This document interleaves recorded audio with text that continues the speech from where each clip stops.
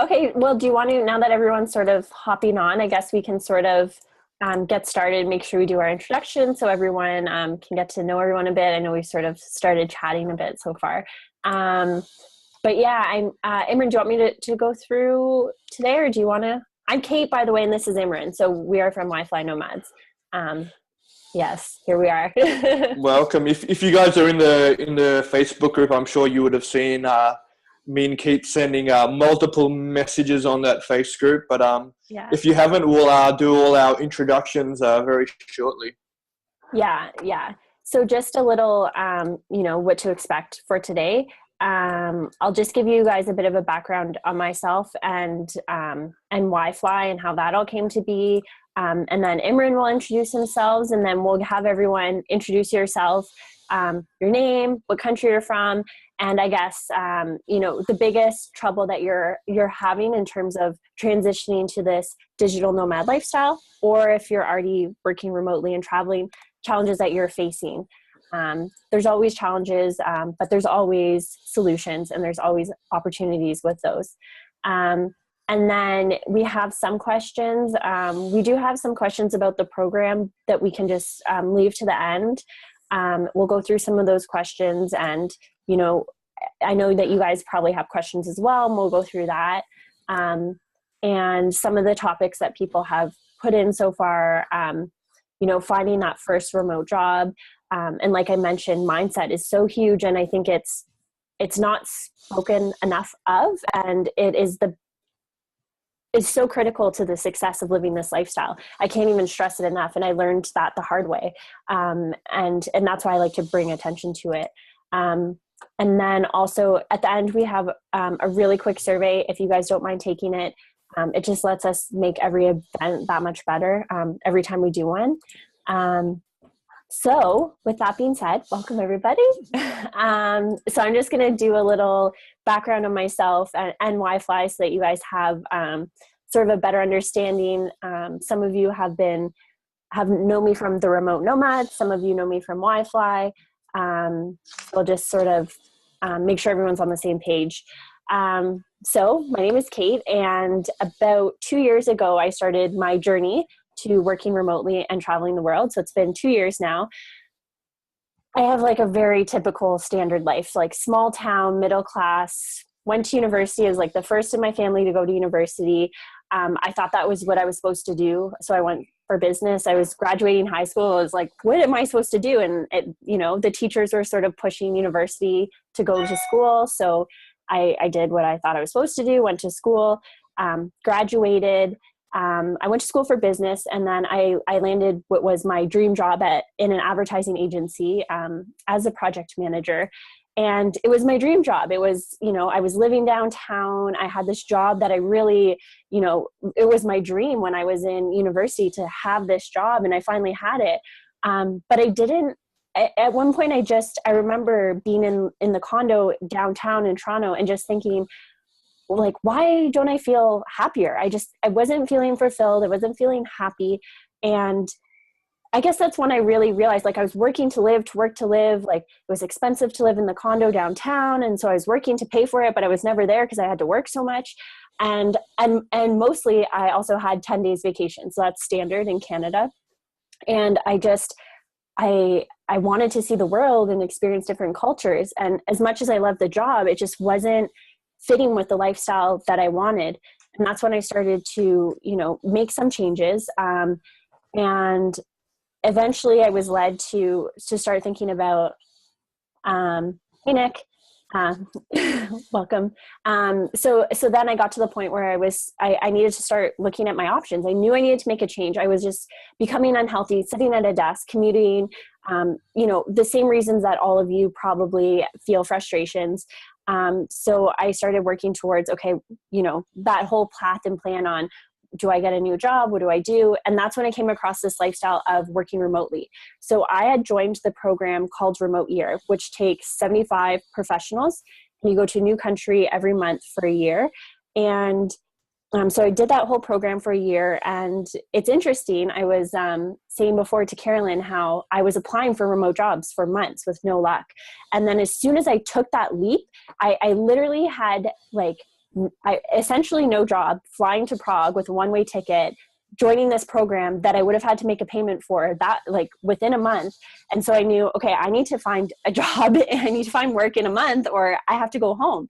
And to some people that might be crazy, but I just believed in myself and I believed that this is it. Like nothing felt so right to me than the decision I was about to make. And I didn't know I knew where I was and where I wanted to be. I didn't know what that in between looked like at all, but I just knew I needed to take a step. And within 2 weeks of being there and being surrounded by the right people, and Carolyn, this goes back to what we were talking about before, surrounding yourself with the right people. I was surrounded by people that were living this lifestyle, that embraced it. I wasn't having to convince people to let me work remotely. And that ultimately led to my job in marketing, online marketing. Hey, Chris.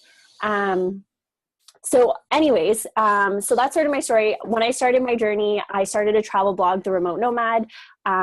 I just wanted to share this journey and this lifestyle with people, and it sort of took off, and it was published and featured in like BBC and Fast Company and CNN and Etihad Airways. They're in-flight magazine even, which was really cool to think that it was like miles up in the air and people were reading it. But with the blog, people always ask me, people were reaching out all the time asking two main questions. How do I get a remote job? And how do I get started? Because everyone feels a bit stuck to just fly to a country and try to figure it out, right? And that's when I came up with WiFly Nomads. I had been on Remote Year, which sort of facilitates your travel experience, but they weren't helping people find remote jobs and they weren't helping people essentially get started.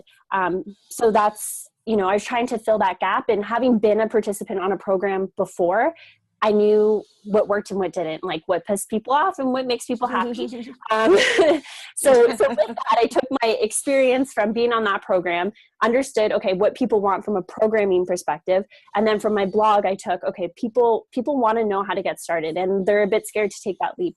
And that's ultimately how WiFly was born, to help people make that transition and not have to do it themselves, and to have the support and the community and the knowledge. And the biggest thing is to take action. You can learn and read as much as you want day in and day out, but there's nothing more important than just taking that first step and taking action. So with that, I will be a bit more swift here. So for everyone that's just hopped on, I just did a little background on sort of my story, my experience, how WiFly came to be. I'll let Imran do a little introduction about his background, and then we'll go through and have everyone introduce your name, your country. I'm curious to see what country everyone's from, and a challenge that you're facing in terms of working remotely and traveling the world. And then we'll sort of take it from there. I know we sort of already dived into the conversation before the meetup happened, so I know we'll continue that on. Imran, do you want to just give a little background? Imran is with WiFly Nomads as well. He joined our team about a month ago, so it's been really exciting having him here. Imran, and he's from awesome. That's awesome. Thank you. Hopefully you guys can hear me all right. There is a bit of a background noise. I mentioned to the other guys I'm currently in Montreal, and it's a Grand Prix season, so there's fancy cars and people running around all over the place. So I do apologize if there's a lot of background music. But no, for my own journey, I just have to say, I'm sure it's going to resonate with all of you guys and those who love traveling and, exploring and hate the 9-to-5 grind. I'm from Australia, Melbourne, if you could tell by the accent. And yes, I was in a really good position. I'm not going to lie. I was in a successful, one of the largest consulting firms, investment consulting firms in Australia. I'd studied hard, went to uni like everyone else who's been told to follow the usual, the usual narrative of go to school, go to uni, get a good job, get a good career, family, all that other stuff. But I just really realized I've always loved to travel. I've been to over 30 countries, and when I was turning 30, it felt like I'd achieved what I wanted to achieve, and I was really, really unhappy. On paper, I thought I'd ticked the boxes, but I hadn't really achieved what I really wanted internally. Career-wise, I'd always had a passion for startups. I've always done side businesses where I've built apps. I've worked with entrepreneurs throughout my career. It's always been on a side business. Never fully immersed myself into it. And then probably it's been about a year and a half now where I have I officially took the plunge. I left Australia, Melbourne, and I arrived in the US. Just been traveling month to month, living this digital nomad journey. I made a ton of mistakes on the way, I'm sure, like everyone else who didn't have any support and didn't know what they were doing, which is part of the fun. Then I started my own consulting firm, had a lot of rejection. And then I eventually landed a lot of clients, and I've been able to build my own business successfully. Obviously, I'm connected with Kate, and we've been able to build that relationship and what we see with WiFly, and we've been able to help each other out there as well. But look, I don't want to bore everyone with my own story. I'm sure it'll resonate with everyone else. But yeah, I think I'd love to just share my experiences. I've gone through a lot of rejection. Just in the earlier conversations, people not being able to find jobs. I've gone through it as well, not been able to hit sales. I've gone through it. I've had the stressful nights, and I'm just ready to share what got me through and how I was able to get some of the success that I have currently now. So I'll definitely go through those key points later on with everyone if you're interested. But now I think that's enough of me and Kate. I think it is we can pass it on to all the other guests who have arrived. Yeah. And you guys can feel free, if you're in a quiet spot, feel free to unmute yourself. I just had everyone mute when they join, just in case there's like loud background noise will be disturbing. But if you guys are in a quiet spot, feel free to unmute yourself. I know it's a bit easier to have a conversation when you don't have to mute and unmute yourself every second. Yeah. So Carolyn, do you want to start? I know everyone wasn't here Sure. when we were doing that, when we were chatting. So just about your name and where you're from and the challenges that you're facing. And sorry, just before we get started, I know people have a lot of questions. So the best way just to, if you've got an urgent question, I'll be checking the chat box. So just feel free to type your question in the chat box, and I'll make sure Kate or one of us will jump in and make sure we get your questions answered. So just feel free. That's probably the best way. Just type it in the chat box. Yeah. And there might be people from the Remote Nomad. So I'm just going to explain really quickly in 2 seconds. So WiFly Nomads, what it is we take a group of professionals, we hand select them, 20 professionals, take them to Bali, and we essentially help them launch into this lifestyle. So whether it's landing a remote job, getting started with freelancing, we help transition that, finding the job, but then also facilitating that experience. And it's very immersive. So we try to immerse you in the lifestyle, which is why we go to Bali. That's just a really quick snippet. We can go into it a bit more later. But yeah, sorry. Go ahead, Carolyn. Okay, no problem. No, thanks for all the information. It's good to know because I really didn't understand that y'all are doing all that. That's really great information. Anyway, my name is Caroline, and I'm from the United States, from the great state of Louisiana. Live in the southern part of the state, around Lafayette, Louisiana. And I guess my number one challenge is I did work remotely, off and on for a corporate job. I worked in the corporate world for over 16 years with different organizations, backgrounds, human resources, and training and development. Then went on to learn web development, WordPress development. So I've actually built 2 project sites and 1 site for a family member. So that's pretty much the extent of my skills. And I know enough to be very dangerous with a website at this point. So I'm looking to learn more. So that's why I'm here. And hello, everyone. And thanks for letting me join. Awesome. Welcome. Liz, did you want to go next? Yeah, sure. Can you hear me? Yep. Okay. Hi, everyone. I'm really excited to meet other people because I've been working now remotely for, a few months. I guess I started in December. The job I'm in now is my very first remote job. So I really love the freedom that you have with that, in that you can move around and work from anywhere and so on. But it also can be a bit isolating. So it's nice to have a community. I have a strange history. I shared the same beginnings as both of you, but then ended up working for the government here in Canada. I'm from Canada originally. And then I was deployed initially to Latin America and then Africa, where I was for the last decade, but mostly working as a diplomat in war zones. And kind of got a little burnt out at the end of my last posting, my last mission. And I just kind of felt like I missed family and this wasn't going to be work I could do for the rest of my life. So I had to reinvent myself. And the only thing I knew was that I loved, working for a social mission, but how does that translate in the private sector? When I came back, people looked at me like, girl, you don't belong here. Like, I don't know, government, like that doesn't translate in the private sector. They were just like, yeah, okay, tree hugger, like hit the road, right? And I could talk about rejection, let me tell you.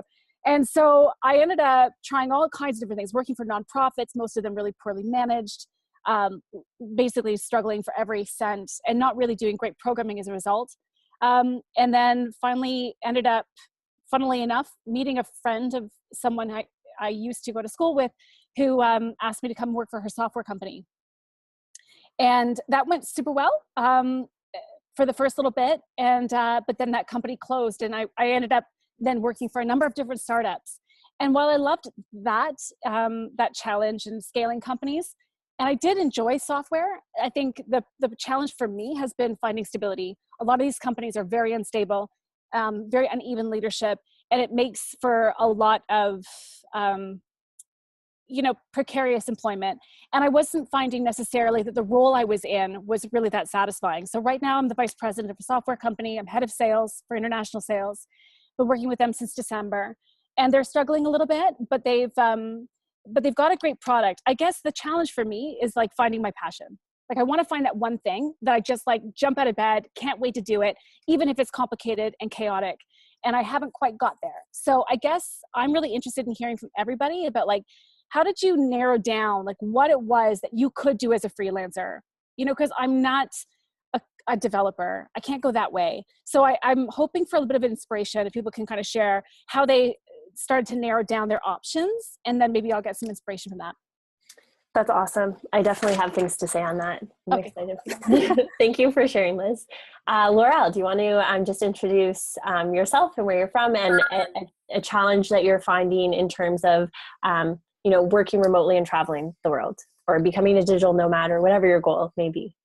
And also, Sure. It's nice to meet you in person and not just on Facebook.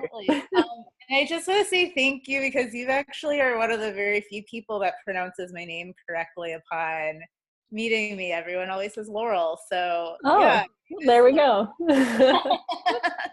I live in the United States, currently in Southern California.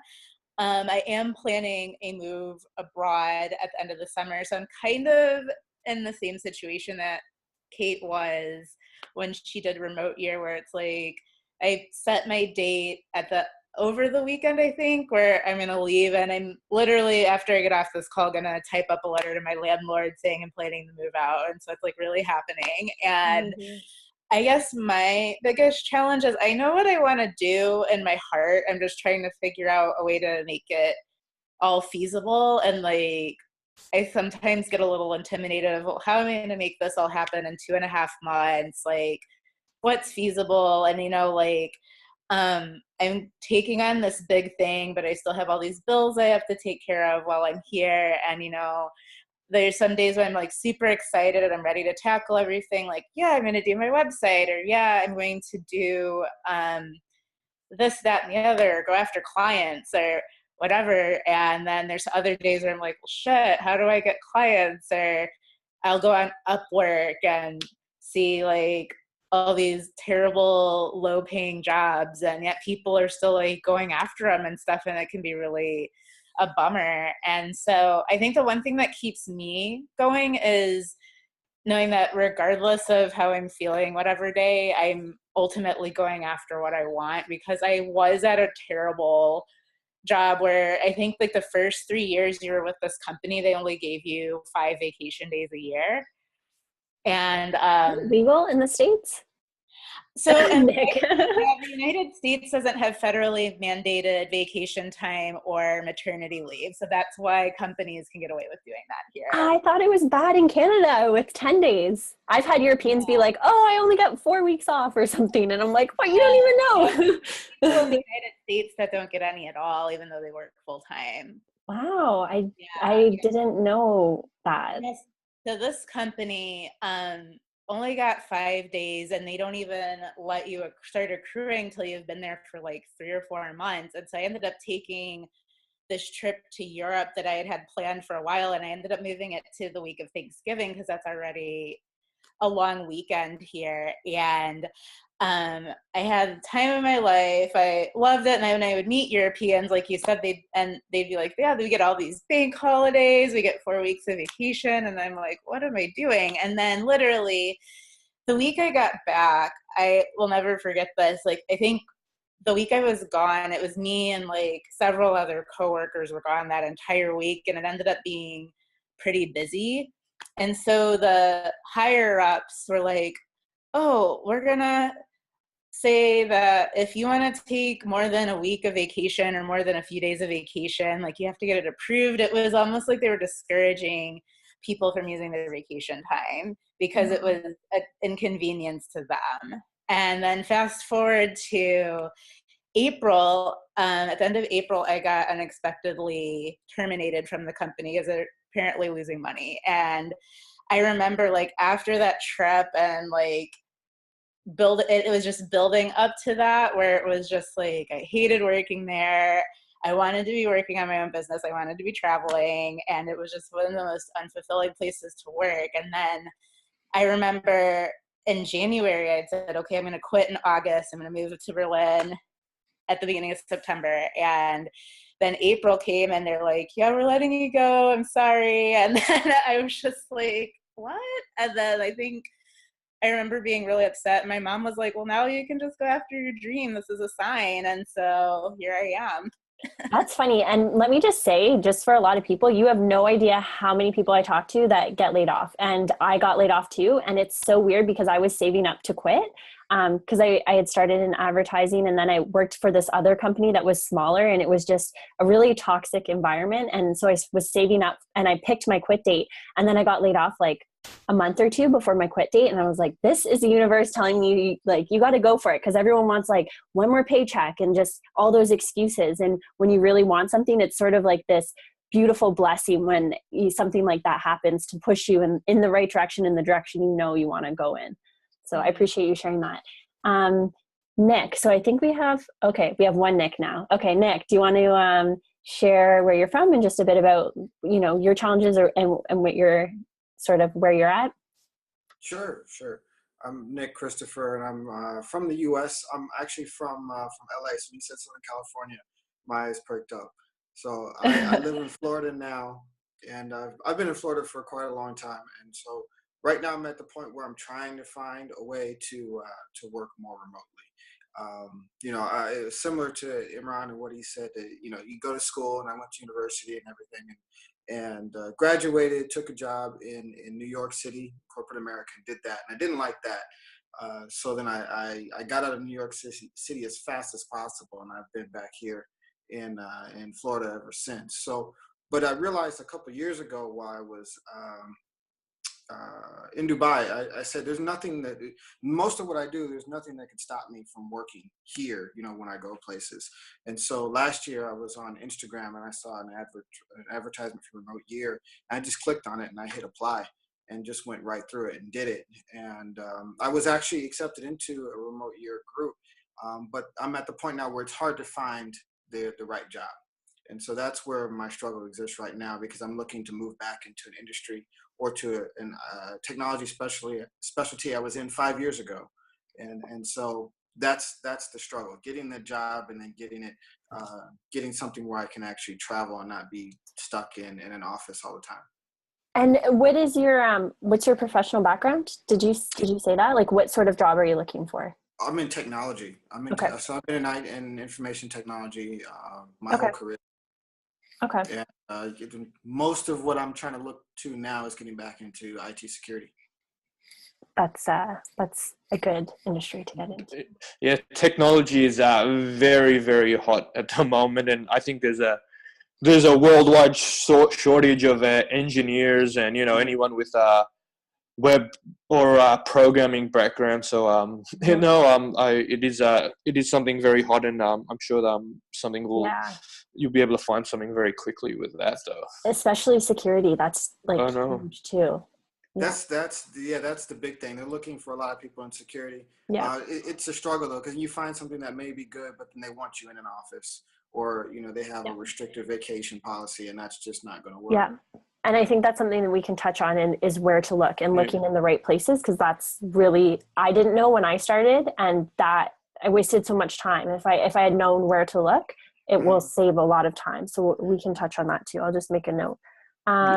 Chris, do you want? Oh, sorry. Sorry, just to jump in. I think it's two steps. It's knowing where to look and how to approach it. Yes. Again, that's a very big thing when I went going for clients and positions, and something we'll make a note on just how exactly the best way about going it is. And sometimes it is being a bit more aggressive, but we'll definitely touch on that, because that is a big part of the mindset. So yeah, for sure.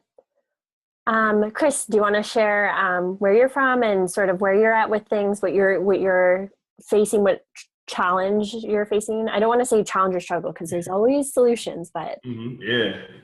So I'm Chris. I'm in Cincinnati, Ohio right now. I'm so kind of like you, Nick. I applied a remote year, and my thing was to find a remote job. And so I'm in sales, so I didn't know what I could do with sales. Taught the kid a little bit, and so now I got 2 interviews going on. But I want to make sure, I want to learn about how do you negotiate, how do I know, make sure, because I still got my lease. I want to make sure I still got enough money and stuff like that. And then the crazy thing is, remote year actually reached out to me for a sales job.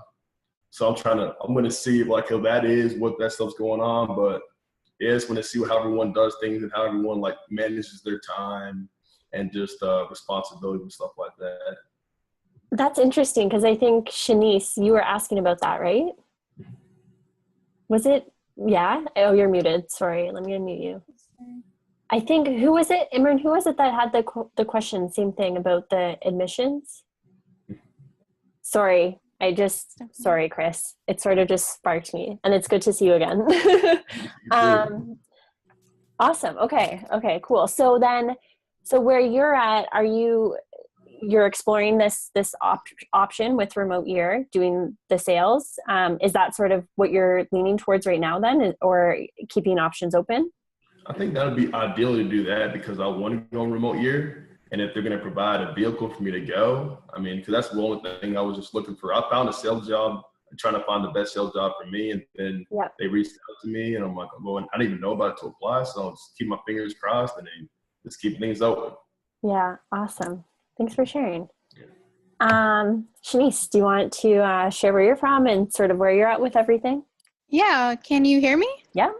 Okay, cool. So my name is Shanice. I'm in the United States also. I'm actually in New York now. Where I am, well, I'm still working my full-time office job. I actually work with the U.S. Postal Inspection Service. So I am working in the government currently, which is really funny because I got my degree in graphic design. So this is completely off course for me. But my story, I guess, has been kind of crazy. When I came out of college, I was just so, I was like, oh man, I'm going to have something lined up. And I was just thinking in the really traditional sense, because that's all I really knew at the time. I knew about freelancing, but I just didn't, really know how to just really launch it, So I ended up working in the advertising industry for a little while. I interned at 2 different advertising agencies here in New York. And I liked them, but I didn't like the routine of coming in every day. And it just kept eating at me, but I really didn't know anything about remote work or the whole digital nomad community. And it's something I actually just learned about recently. So I found out about a program here in New York that teaches, actually it offers free IT programs. So I ended up temporarily doing software testing, which I liked, but the nonprofit that was offering it, they really didn't have a lot of industry connections. So I wasn't really set up very well to kind of go into that industry. So I went from that to, I did so many different odd jobs, from being a retention specialist to eventually now I'm an operations technician with the post office. But, my first love is graphic design, and I also have a little bit of social media management experience. So I just really want to get back to what I know I've already loved and what I've kind of built my roots in before. But I guess what I'm struggling with now is kind of the direction to go in, because there's so many different ways to be remote. You could be a freelancer, you could build your own business, or you can work full time for a remote company. And I'm someone that really likes the stability of working, with a company. So it's just hard. Like, I don't know if I should do a combination of freelance and start my own business, So just figuring out what's the best avenue to take, and just zeroing in on, the skills that would be good for me to develop. So awesome. Thanks for sharing that. And just a heads up, graphic design is huge in the remote world. So you're set up on a good path if you have that experience. Definitely. Cool. And a lot of graphic designers tend to go with freelance, but if you are more of the stable type, it's tricky because a lot of startups will let you work remotely. But again, like as Liz was saying, sometimes you have to look at the organization and the stability of the organization. Yeah. Okay, awesome. So Nakajima Shiori, am I saying it right? Is that your full name? Yeah? Okay, perfect. Let me just unmute you. Sorry. Nice to meet you. Hi. Can you hear me? Yep. Okay. My name is Shiori Nakajima. I'm from Japan. I'm living in Osaka. It is the second largest city in Japan. And it's been 2 months since I became a freelancer. And before I became a freelancer, I was a sales associate in a very industrial company. But I don't think that is the right job for me. So after graduation, like it's been 1 year since I was working for the company, but I just quit a job. And now I'm a translator and a web content writer and web designer based in Japan. Awesome. And thank you. And I'm planning to go to Germany next year, like working holiday or I don't know. But like my dream is to travel while working with PC. So that's that's what I'm finding out that here's the right job for me. And so what you're doing now, is that freelance then? Are you freelancing now, or are you working for a company? No, I'm freelancing now. Freelancing, okay. Yeah. Awesome. I do some like translation or web content writing projects. Okay. So yeah, I'm trying to figure out, what is the right thing for me right now. Okay. So sort of dabbling in all of those and sort of seeing which one resonates most with you and then going that way. Okay. Yeah.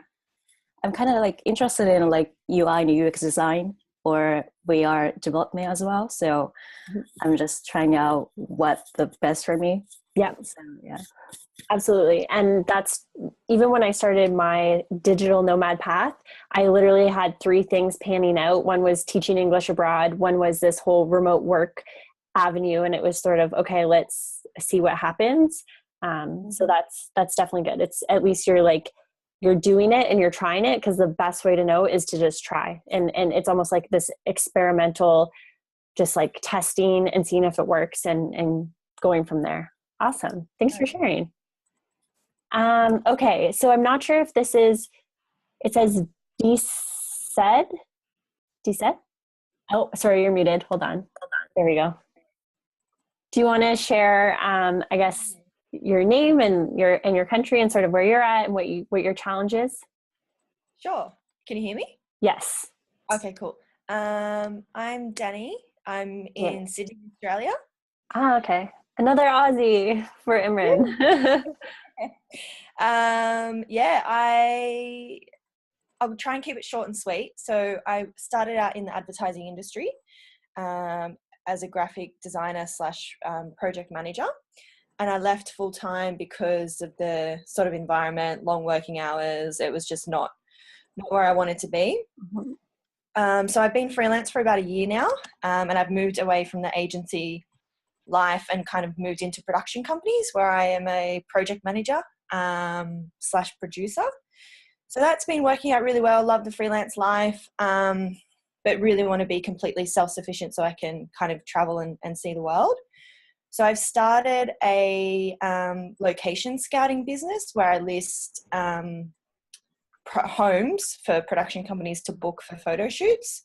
So I've got, so I've got everything set up. I've got, the website and the branding and all that sort of stuff. But again, I've had a bit of setbacks kind of getting any listings and people getting back to me and lining up photographers. And so I've lost a little bit of motivation, unfortunately. And I've also been wanting to, I did a feature writing freelance course recently. So I'd really like to focus on that and see if I can kind of get a couple of articles published and maybe get paid to kind of write about a few things that I'm passionate about. Being a freelance TV producer, you can't really do that remotely unless I kind of spend 6 months here, 3 months there. So, and it's not necessarily something I want to do forever. Anyway, so I'm just trying to kind of, I think my revenue stream will come from a couple of different avenues. So I'm just trying to evaluate where that will come from and really get that set up and rolling before I go anywhere to kind of, yeah. Are you looking to build a personal brand to create those revenue streams, or are you looking at, maybe I'll just do freelance writing? Have you thought about that? Yeah, I've toyed between the two for a long time. I don't know that I need a personal brand.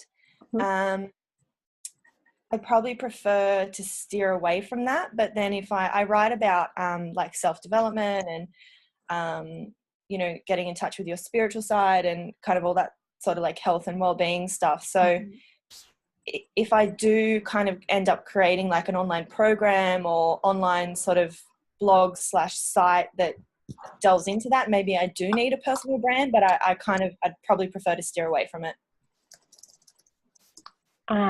Sorry, I just saw a message come through as you're saying that, but I was listening. No. Awesome. Okay, so we just have Pamela, Bria, and Catalina.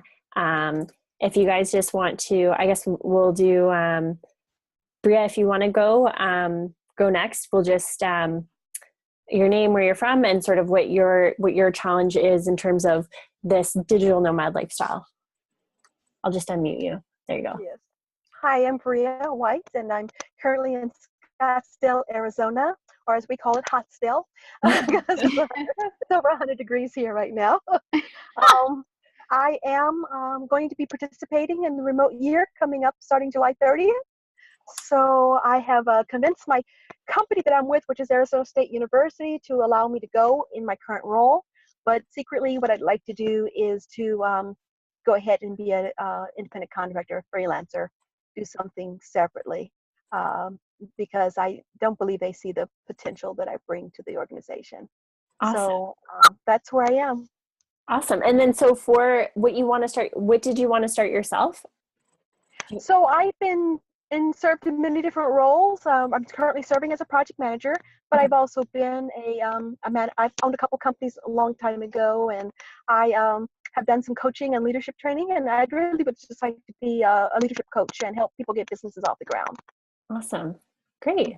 Thanks for sharing. Pamela, did you want to go? Let me unmute you. There we go. Sure. I just want to make a quick comment. Based on everyone's reactions, I'm thinking maybe my internet connection is the only one that's a little unstable. So if you see me cut out or... Yep. Oh, right. Perfect timing. Okay. We'll see if it comes back. And if not, you're frozen, Pamela, if you can hear us. Okay. Maybe we'll go to Catalina and then we'll come back to Pamela if she comes back for us. Catalina, hi. Hi, how are you? Good. Can you hear me? Yes. Can you hear me? Yeah. Okay. My name is Catalina. I'm from Colombia. I have a work of 9 to 6, but I want to change. I need a change in my life. In this moment, I'm in a mall, so sorry for the noise. That's okay. I in this moment I work in like a graphic designer in UX and UI for interfaces for mobile apps, cell phone apps. I changed my work a few months ago. How do you say that? I am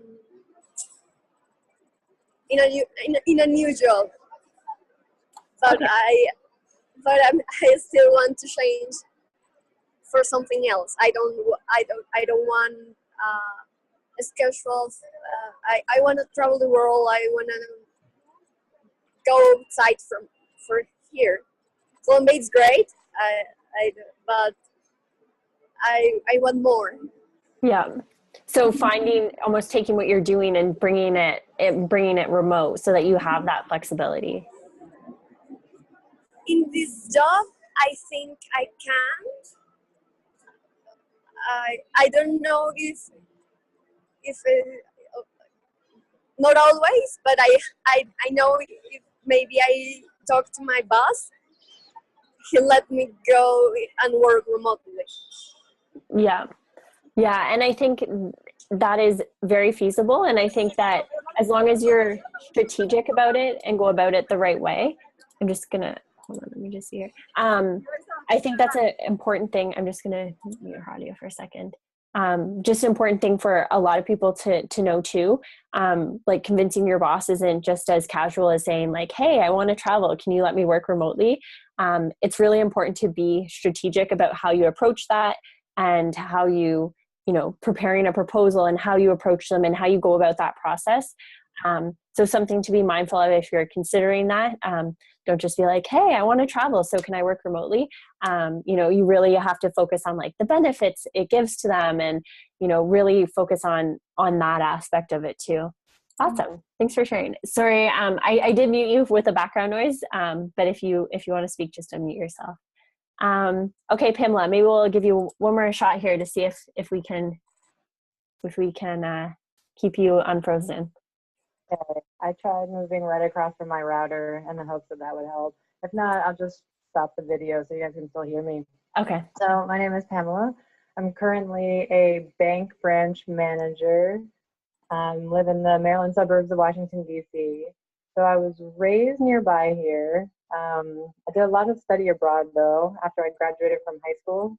So after that I did a year abroad, and then from there I went away for college and studied abroad a lot, traveled while I was studying abroad. Really was bitten by that travel bug and love it, and have realized over the years that's not just a fluke or just a thing when I was younger. I really love that lifestyle. I love to move around. Just finding the right type of work.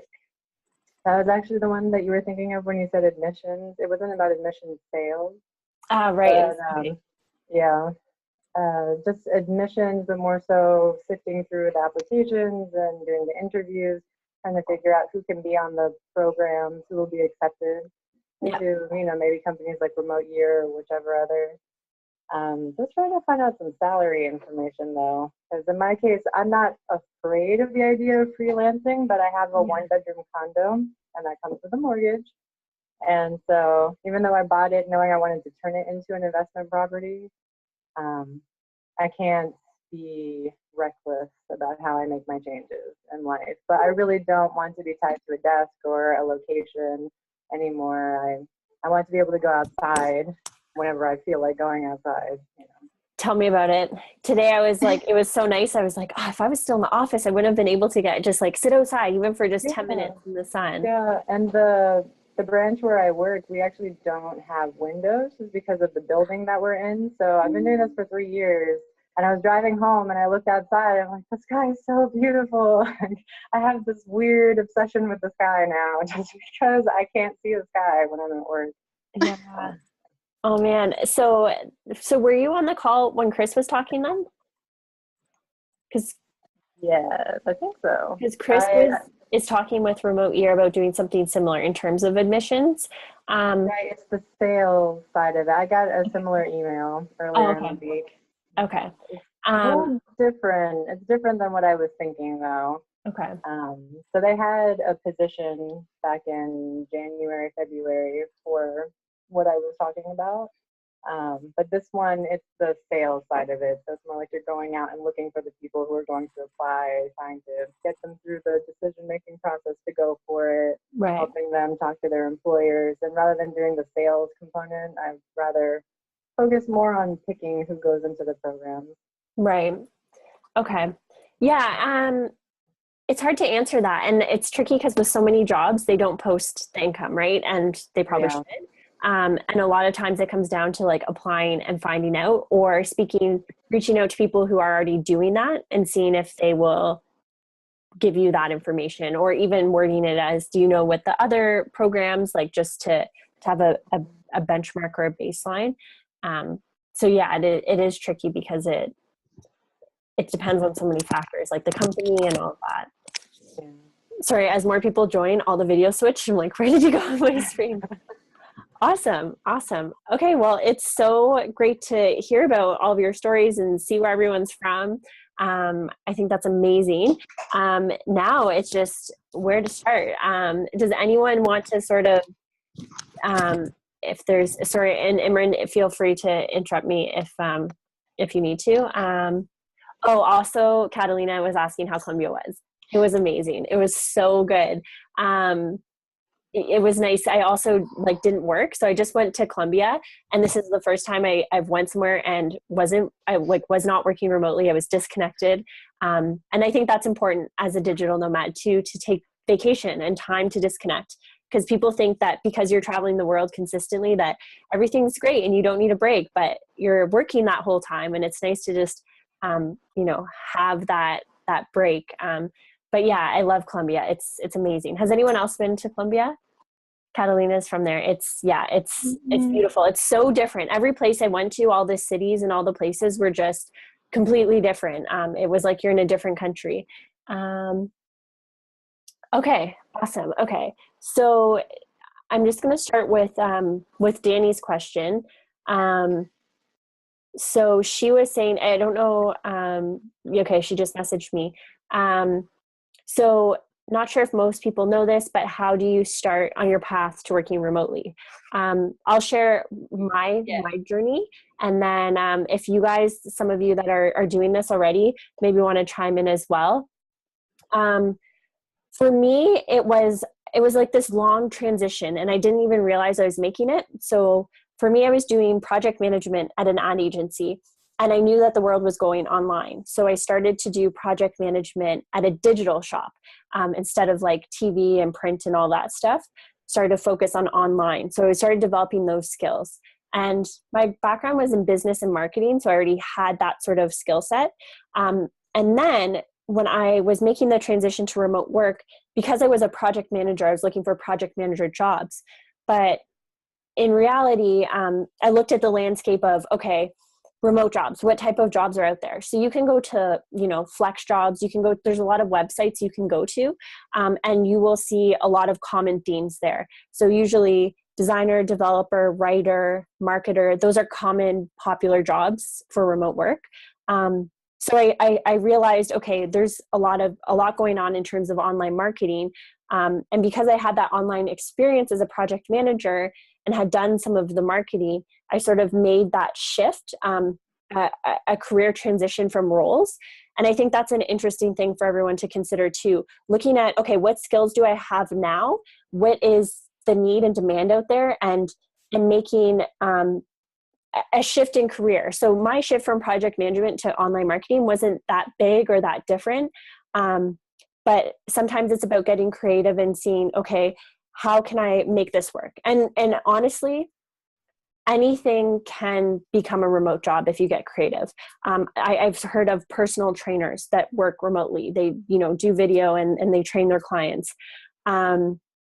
So I think, one thing is recognizing like what your skill set is, seeing what's out there. Don't be intimidated if you're not a designer, a developer, or a writer that you're not going to find a remote job, because if you get creative, you can make anything remote and you can find clients. Some good sites to check out. I should actually send you that list. I like Flex Jobs to find remote jobs, and I highly recommend them in the sense that they post more normal jobs, not just like techie designer developer jobs. They post, any job that you would find in, say, an office, they'll post those jobs, but they're just remote. So looking at the right sort of websites helps as well. Surrounding yourself with the right people. So like when I started surrounding myself in co-working spaces and surrounded by digital nomads, co-working spaces are filled with startups, with people working remotely. So they're people that are going to have those connections to those jobs. So it's looking at sort of what you want to do, but also do something you're passionate about. Because if you're just doing, whatever job, in the States or wherever you are, and you're trading that in to just do it in a different country, you're not getting anywhere. Being burnt out in one country for another is not any better by any means.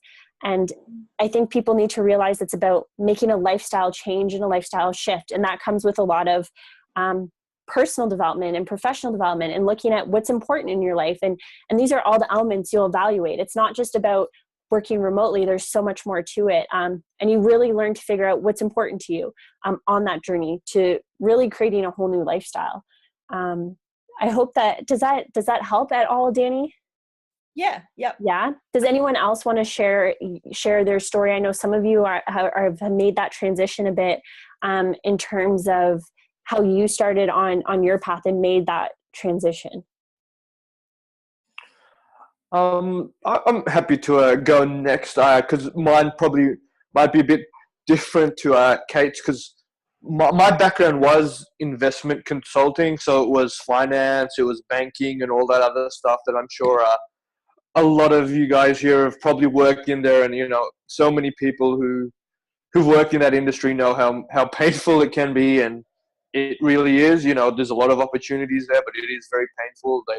They're really trying to get every drop of blood out of you.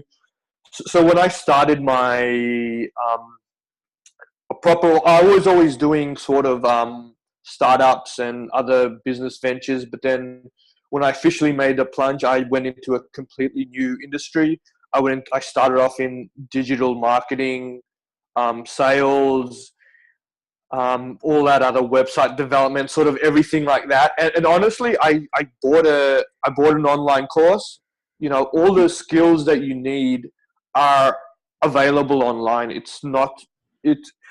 Sometimes you can feel a bit overwhelmed, but honestly, it's just about taking it one day at a time, learning yourself, learning the skills, taking a few courses, and really just throwing yourself in there. And it can feel very daunting if you try and picture the whole end goal. But if you just say, all right, day one, I'm going to make 5 or 10 email approaches to potential clients. And this is literally how I did it. I said, all right, I had nothing. I had zero. And then I said, all right, day one, I tracked it day by day. I would say, all right, I'm going to at least approach 5 potential clients who I think I'd like to work with. And they didn't offer jobs or anything like that. I found companies who I thought needed my help, who I could provide value to. And so I just literally started cold emailing, getting on LinkedIn, approaching, getting numbers and text messaging. So it is just literally just step by step, that 1% incremental gain of pushing forward. That is how all of you, like if you are trying to get a remote job, or if you're trying to get more sales in your consulting or online business, it's just those 1% incremental daily changes, improvements that you try and focus on will ultimately will get you the success that everyone wants. Sometimes it does sound a bit cliche, but honestly, it's just moving 1% every day and just trying to get better. So that's how I built My company, it's how I approached a lot of the clients who I'm working with. Some of the clients who I work with startups, I didn't have the skills needed to, to what they're getting me to do. I started off in digital media and marketing. I was doing social media work. As the team grew bigger, they asked me, I had to start doing recruiting for them. I didn't know anything about recruiting. It's just taking the plunge. Now we're doing finance work where he wants me to do a bit of accounting stuff for him. Again, I didn't really do accounting work, but I just said yes. And you sort of stumble and learn along the way. And that's honestly, that's just having that, the go get it mentality, and being able to hopefully you realize things will work out in the end. So that's sort of my spiel. It's a bit long answer, but Yeah. that's what I recommend for everyone who's a bit uncertain. Just try it out, because have no regrets on what you're trying. I'm just going to add to that a bit. I think important thing is networking, and you can network online too. Keep that in mind, and building relationships. That will be so important to your success. For me, by living this lifestyle and throwing myself in there, I have this global network, and it's amazing, and it's so critical when you're trying to find work. And there are Facebook groups, there are Slack groups, there's the Digital Nomad Slack group, hashtag Nomads, if you guys don't know. And all of that is opportunities to connect with like-minded people. Co-working spaces are a great way to connect as well. And there's ways you can find like-minded people around the world, even if you're in one spot. Of course, if you're traveling, that's great. But for those of us that aren't at the moment, events like this, that we're all connecting, staying, in touch with all those. And also adding to Imran's thing, I think so many of us think, what if negative? What if this goes wrong? What if this goes wrong? And, when I booked a one-way ticket to Prague without a job, people would have thought like, okay, first of all, you're not. Second of all, what if you don't get a job? But what if I do? What if I get a job? What if I start living this lifestyle, right? And this is where your mindset is so important, because so many people automatically draw to the negative. And especially when you're surrounded by people in a traditional mindset, they will. And I think that reframing your mindset. So like when I started this journey, I thought like, what if this works out? What if? And I had barriers and obstacles, don't get me wrong. Like my laptop died when I got to Prague, and that was my lifeline for a job. So I was like in the grocery store crying, thinking I was going home, but I knew I wanted it. And when you want something so bad and you have that passion behind making it happen, it will happen. It's just a matter of when and how, and it's trial and error, right? Try something. It doesn't mean it's a failure if it doesn't work out. It just means I've learned, and now I'm going to direct my path this way. It's just like testing things over and over. And if you think of it as like getting curious and sort of, I'm going to try this and see what happens, and then I'm going to adjust my path accordingly. It's not just, oh, I failed. It's really looking at your mindset of, I'm going to try this. And if this doesn't work, I'm going to try this. And eventually something's going to work. When I was trying to find a remote job, it was months. And I remember thinking, I'm a pretty decent hard worker. Someone's going to hire me at the end of the day. So I'm not going to be unemployed forever. Someone's going to hire me. And I think keeping your mind in the right state and the right frame of mind of, the possibilities. And when you are operating in a state of limiting beliefs, you're just going to attract more of that in your life. So it is really important to, even with what we're doing now and connecting with those right-minded people and people that believe in it and, help support you, because it's a hard journey like already. So having that community behind you is really important. Little rant. Anyways. Okay. Did anyone else want to go? Anyone else have questions or something that you really want to address on the call today, or even just share? It doesn't have to be questions. It can really just be about sharing where you guys are at. Can I just ask a question? Mm-hmm. One of the challenges, like I think I got to a place where I was finally brave enough to try, to take risks and to try different things that I'd never done before, in the hopes of finding like something I'm passionate about. And I definitely have moved the needle. But then how do you compensate for all those times when you don't have a deep reference pool? You don't have a way to explain away 8 months of like going from project to project or trying different things. And like you're there trying not to settle. And when you when you try something and it doesn't fit, you know it soon enough, at least I do. Mm-hmm. I know within the first few months. And so I transition out, but then that means for really uneven employment history. And I just wonder if anybody else has had that challenge and how they've tackled it. Does anyone want to go before I tend to go? If anyone wants to go first. Okay. For me, I think the important thing is a couple things here. First of all, do you want to be working for someone forever? Like maybe the reason why none of these are fitting or resonating is because you want to be doing your own thing. Does that seem true? Yeah, definitely. Yeah. That's okay. Or I just because I've never done that work before. You don't really know until you try. And when you don't have the exposure, it's really the exposure that where you learn, right? Yeah. So yeah, I would be happy. I'm happy also working in teams, but I think I'm just trying to log on to that one, just not just the industry, but the role that suits me. Yeah. First of all, I think it's great that you're trying, because so many people try to figure it out before doing it, and you're just not going to know if something works for you until you do it. So I think that's an amazing step. Second of all, it doesn't matter what your resume says, because that's just worrying about what people think about you. And at the end of the day, it doesn't matter, because ultimately you want to do your own thing, right? So yeah, it's just really looking at what's important in your priorities. I also commend you because you're being persistent to finding something you're passionate about. And so many people settle. And to me, this lifestyle isn't just about finding a remote job so you can travel and a job that you don't like. It's about doing something that actually it feels good in your soul, right? That you're passionate about. And it's a journey. And just again, like the whole try it out. If it doesn't work, I'm going to try this. And I think that you're on the right path. Also keep in mind your true intent. So I've seen this happen with friends before, where they're struggling with, say, finding a job or whatnot, but ultimately they know they want to do their own thing. So of course you're not going to be successful in doing something you don't want to do, because people pick up on that energy. Like if you don't really want to do it, people are going to know, right? So it's almost like going for ultimately what your passion is.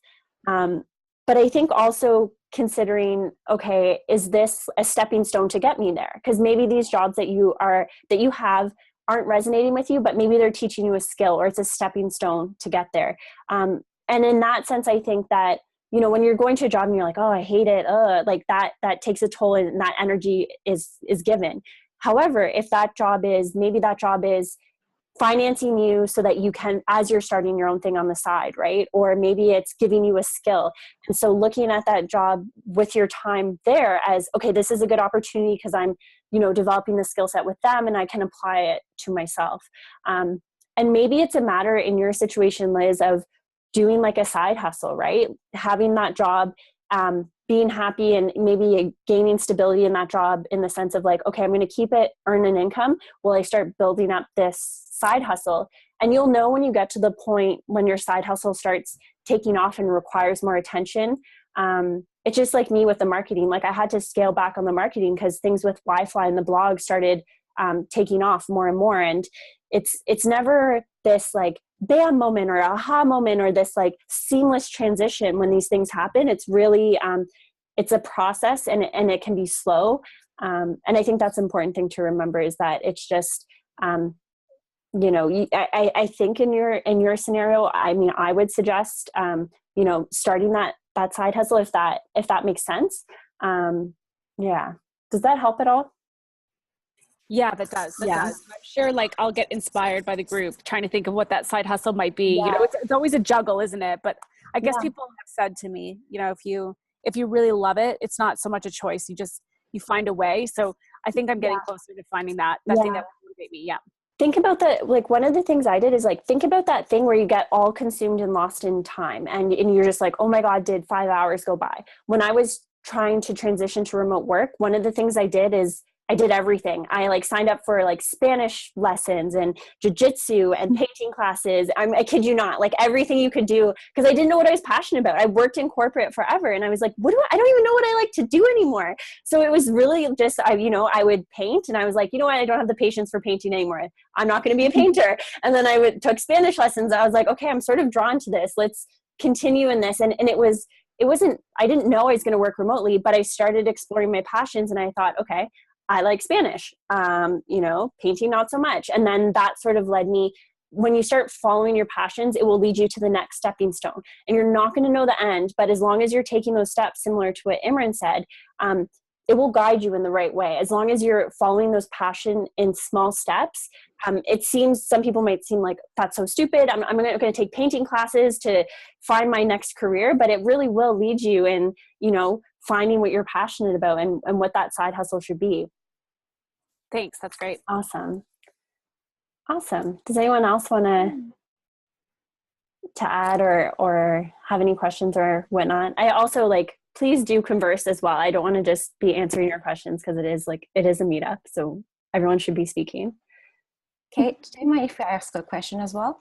Mm-hmm, of course. So what is the most important thing, as a new digital nomad? Because you don't have enough clients or you don't have enough income, so you need to hustle, right? Yeah, so this is interesting. There's a couple things here. So first of all, people think they don't have enough money to get started. But the interesting thing is the cost of living in Canada and Japan, it's expensive. If you were to make that same income, so say for example, you're freelancing part-time and making, say $1,500. Say you would need if you're living in New York, you're going to need so much money a month just to live, right? But when you're a digital nomad, you no longer have that expense. You no longer are paying so much money in rent to live in New York. You're now living in, say, Thailand, and the cost of living in Thailand is so much smaller.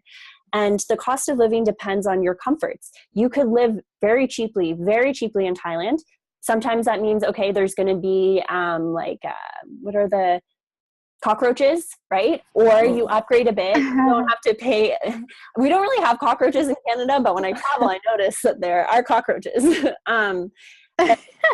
So you could go to a really, really cheap place and, you know, live in that situation, or you have you can pay a bit more, which is still much, much less than the cost of living in North America or Japan.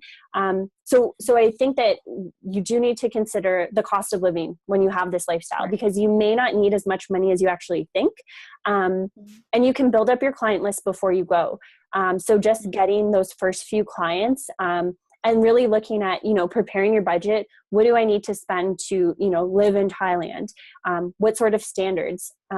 Just a little tip for you guys. When you're living this lifestyle, if you commit to staying at a place for a month, you'll usually get a better discount or deal. So for example, you could stay at a beautiful place in Bali for about $1,000 if you're committing to the month. If you're just there for a week or a couple weeks, you don't really get that discount. But if you commit to say a month, you'll get those discounts on those places. So there's definitely, and usually countries you can stay up to about 3 months, just so you guys know. So I definitely think consider the cost of living, because it will probably be much cheaper where you're wanting to go, and you may not actually need as much money as you think you need.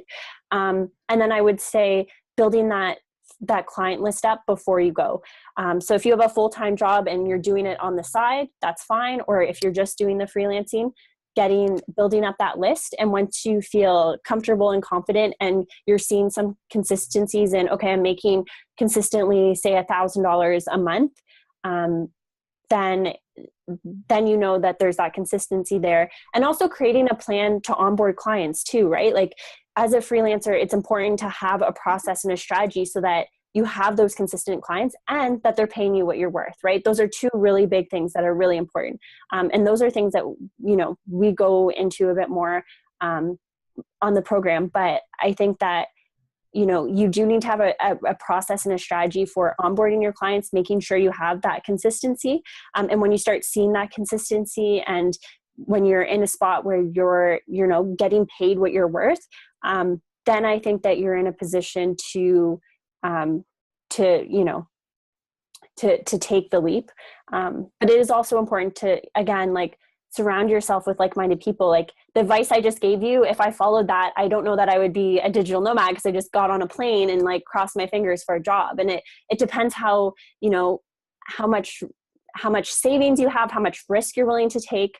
I know someone that just went to start his journey and he doesn't have a job, but he has money saved up and he's like, you know what, I'm just going to chill for about a month.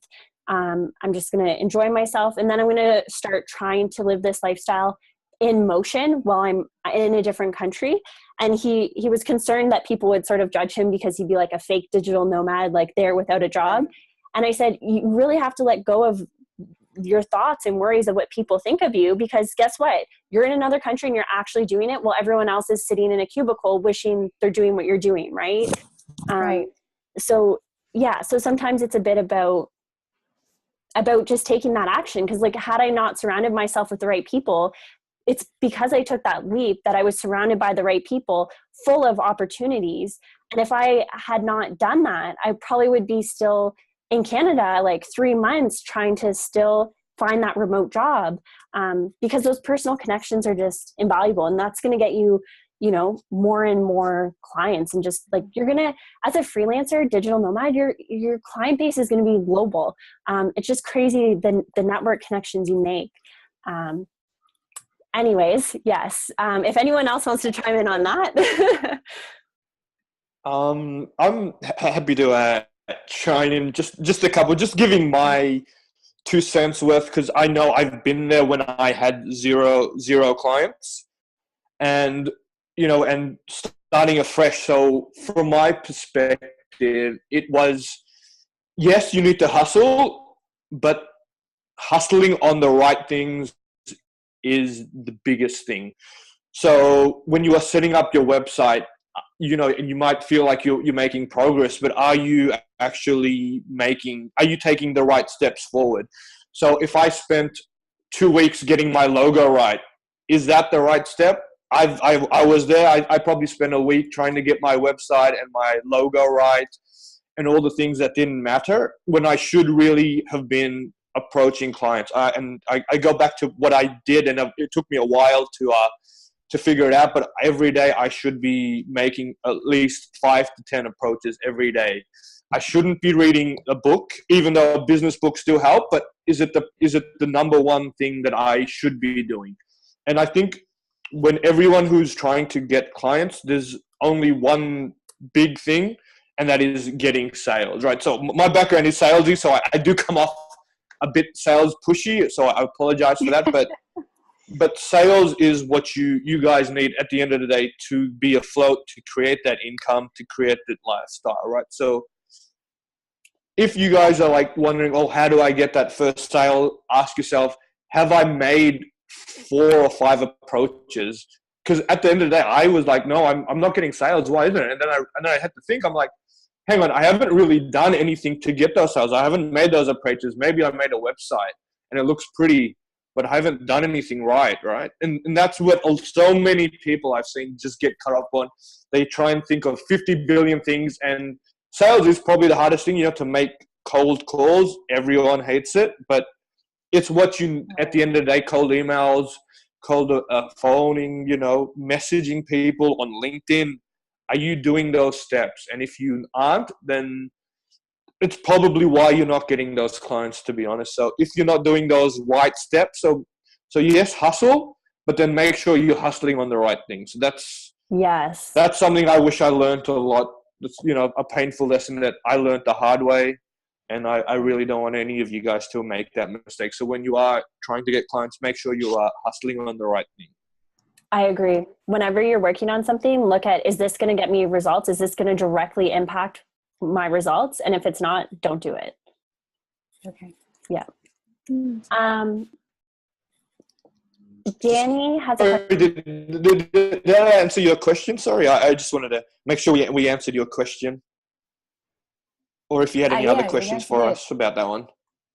Perfect. Oh, Chris muted. Danny says, we have a couple of questions. So Danny's asking about my opinion on organized programs like Remote Year versus just doing it yourself, mainly cost-wise. And then Catalina's asking about payments, collecting payments when you work remotely, and health insurance. So with Danny, with organized programs like Remote Year and doing it yourself. So there's 2 things here. The main one is cost savings. So when you're on a program like Remote Year, like for me, it was the $3,000 down payment, and then you're paying $2,000 a month to be on the program. When you're doing it yourself, you have more control over your budget and how much you're spending. So you can spend as little or as much as you want. You could be living on $1,000 a month if you want. So in terms of cost-wise, yeah, I mean, it obviously is cheaper to do it yourself. The people that join Remote Year join to have a community. That's really the main thing I would say, because everyone's already working remotely. So yeah, it depends, because there's like a lot of Remote Year type programs, but then there are programs that are similar, but they're just focused on giving you accommodation, right? So you need to look at what you want and what your goal is. What is your goal on whatever program you're joining? Like for me, I had joined Remote Year, and one of my main goals was building a personal brand, and that Remote Year was good to help build a personal brand. So for me, it was serving. Some people weren't so happy because they came for different reasons, and everyone does different things for different reasons. And, maybe it wasn't fulfilling the reason they came, right? Because it was just facilitating their travel experience. And they're like, okay, well, I can do this on my own. And it's like, okay, well, that's not why you join Remote Year. You join Remote Year to have that experience facilitated. And I mean, in terms of like why we started, not to like fully go back to this, but one of the reasons with WiFly was recognizing that when I started this lifestyle, my only option, it seemed, was like join Remote Year. It's the only way I can get started working remotely. And it felt like it was the only option. And that's why I created WiFly, so that people could do it on their own. So learn everything you need to do, get that remote job, understand how the lifestyle works. And then you can do it at, wherever you want, whenever you want, with whoever you want. You could be with whoever, and at any price point that you want. So yeah, there's that cost up front, but on a month-to-month basis, you're saving because you can do it in any sort of way that you want. But you have that, it gives you that sort of like launch and push into the lifestyle, so you don't have to completely do it yourself. And I mean, there's so many pros and cons to these programs too, right? It really depends on what you want and what your goal is. And I think it's important to get clear on that and make sure that whatever program it is can deliver on that. Yeah. So Danny, if you have any other like more specific, is Danny, okay. Yeah, you're there. Yeah. If you want me to go like a bit more, I can go into it a bit more, but I mean, yeah, like programs like Remote Year is ultimately like, you just work, I'm going to book your hotel and accommodations, and, you can just easily flow through, where some people are a bit more, I want to go where I want to go, or, if you get to go to the countries you want to go. So it really depends on, what you want. But yeah, I mean, obviously doing it yourself is much cheaper. With Remote Year though, it's a service, right? So it's like, if you want your accommodations and airplane and all that taken care of, and you want a community, then that's what you're paying for essentially. In terms of payment, so when you work remotely, in terms of accepting payment, Catalina, okay, and then the visas. Yep. Okay. Yeah. So in terms of payment, I mean, I use TransferWise a lot to transfer money and funds. Like I've dealt with obviously international a lot, and the transferring of international funds. There's like, the Americans have Venmo. Is that it? I haven't been around the Americans for a while. Yeah, it's Venmo. Yeah. Venmo. Okay.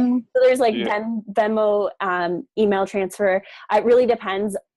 Ultimately, like TransferWise is a good option if you guys are looking to do from currency to currency and not get dinged a lot on fees and rates.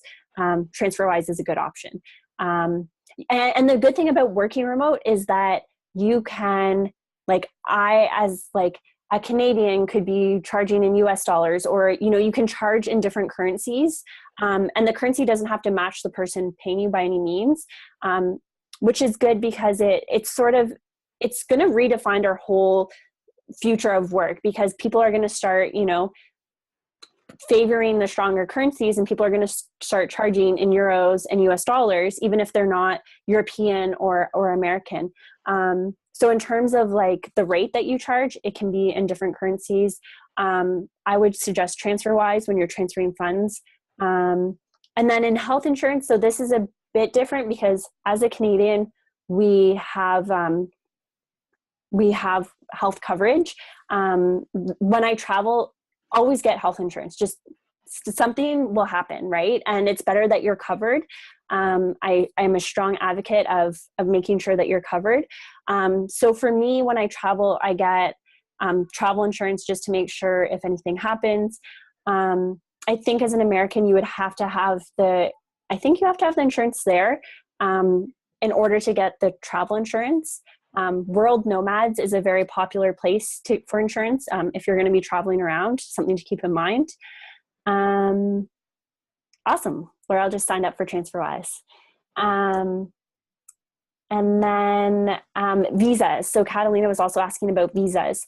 The great thing about being a digital nomad is when I actually worked remotely right after university, sort of while I was in university, and I didn't even realize it. And I didn't even consider the thought, I'm working from home, I can work from anywhere in the world. And I think one of the things that held me back is this thought of, I'm going to need visas and work visas and all this. Most digital nomads go on a tourist visa. It's a bit of a gray area because you're not physically working in that country, right? You're not taking clients away. You're not serving coffee. You're not physically working in the country. You're working from your laptop. So this is a gray area that will be evolved, but just to let all you guys know, all the digital nomads go on tourist visas. Tourist visas give you about usually 3 months in a country. So you just go, you say you're there, just there for tourism. You can work off your laptop. Again, it's a gray area. Thailand is, I've heard things with Thailand where, they want you to have a visa. For the most part, you're fine. You're not going to obviously go through customs and say, I work remotely and I'm here on my tourist visa, or like here as a tourist. So it's just something, it's almost like this unsaid thing. You just like go to the airport, say you're there for tourism. When you're there, you're working off your laptop. For the most part, that hasn't been a challenge or issue for anyone. But yeah, I'm just speaking to what people do. That is what they do. When you're in Europe, the Schengen zone, you can only visit those countries for so long. So that's something else to keep in mind because you have so many countries in Europe. So you can't just go from country to country. You can't just go from country to country and be in each one for a month. In that zone, that specific zone in Europe, you can only be there for a certain time, and then you have to leave that zone and then come back. So just something to keep in mind. But yeah, just entering as you would as a tourist, same thing, except you have your laptop in your bag. If anyone else has questions on that, let me know. Obviously, again, you don't go to the border and say, I'm here to work. We do have some more questions if you guys want me to keep going through those. Yeah? Okay. This is a great question. Laurel says, how long should you stay in one place? What are your favorite places to work? Okay. I highly suggest, a month is not enough time. I highly suggest closer to 3 months because you need to keep in mind that you are you're working full time, right? So you essentially when you're working full time, you essentially just have your weekends to explore and discover. The way I explain it to people is after work on a Wednesday, so say after work tonight, you're not going to go out and explore the town and the city, and then you're going to do it on Monday and Tuesday and go out exploring and taking photos. You're just not going to do that. You'll burn yourself out. And it is just like normal life. Like you go and you do your laundry, you go get groceries. It is very similar to normal life being a digital nomad. And when you're working full time, you essentially have those weekends. So if you're in a place for 1 month, you have your weekend where you're arriving by plane and then you're working, and then you have just a few weekends to explore, and then you would have to be gone again. I find that after the more you do it, the quicker you start feeling comfortable with a country, but it usually takes about a month. Sometimes it will take 2 weeks where you start to okay, I know where the grocery store is. Because you really have to, everything is an effort and a thought. You have to, when you get somewhere, it's, okay, where is the grocery store? Okay, how do I communicate this? Okay, I need to eat. Where is there food around here? Everything is a mental effort. So I would definitely suggest 3 months. I think that's good. if you want to be moving to different countries, I think 3 months. My favorite places to work is this, do you mean country-wise, or do you mean like where do I like to work? Sorry, like what countries are your favorite ones that you've been to so far? Yeah. So I would suggest for you guys, if you're starting out your digital nomad journey, go to a digital nomad hotspot country, because they essentially have the foundation of everything that you need. It's safe, it's low cost of living, it's usually warm, usually the Wi-Fi is good. So it's a good idea to go to one of those countries. So those countries are Thailand, Bali. Thailand, you can do, Chiang Mai is like the ultimate digital nomad place. But you can do, I like Koh Phangan, which is an island in Thailand. Prague is actually a really great place for digital nomads as well. It's very affordable. It's a beautiful city. Colombia is becoming really popular with the digital nomads. A lot of people are going to Medellin. So that's something to keep in mind. Buenos Aires, Argentina, is also really popular for digital nomads. Chris says Tokyo. Tokyo's a bit expensive. When I was in Japan, I was like, it is so expensive here. It's not the lowest cost of living. Yeah, Bali, hands down, like aside from the digital nomad and working, Bali is my favorite place in the entire world. Next to that, I would say I really liked Thailand and I really liked Buenos Aires I really liked those ones. But yeah, I mean, Nick, just about anywhere near the ocean. Yeah, honestly, beach, sun, ocean. Yeah. And Bali has so many digital nomads to also connect with, right? And they have the co-working spaces, they have the internet, beaches. It's just, yeah, perfect. This is good. Okay. So Laurel, do you want to ask your question to the group? She has a group question. Yeah, so a few people already started answering this, but I just wanted to help out with getting people more engaged with the conversation. Like, where would you want to work once you started your journey as a nomad? Yeah, or like your first place that you would go. So I'm planning to go to Berlin. I took German in high school and then a few semesters in college, and so I figured might as well use it. And then I think it came from, I've always wanted to live in Europe. I never got to study abroad in college because I was trying to finish with as little debt as possible. And so I never got that experience. But I would hear about people going to Italy or Copenhagen or whatever, and I always wanted to do that. And I remember when I took my first solo trip back in 2015 and I went to Paris. At first, I was all about moving to Paris, but then it's just as expensive as it is living in LA, and it's kind of difficult to get a visa there as an American. So I kind of abandoned that for right now. And Berlin is just a really exciting city, and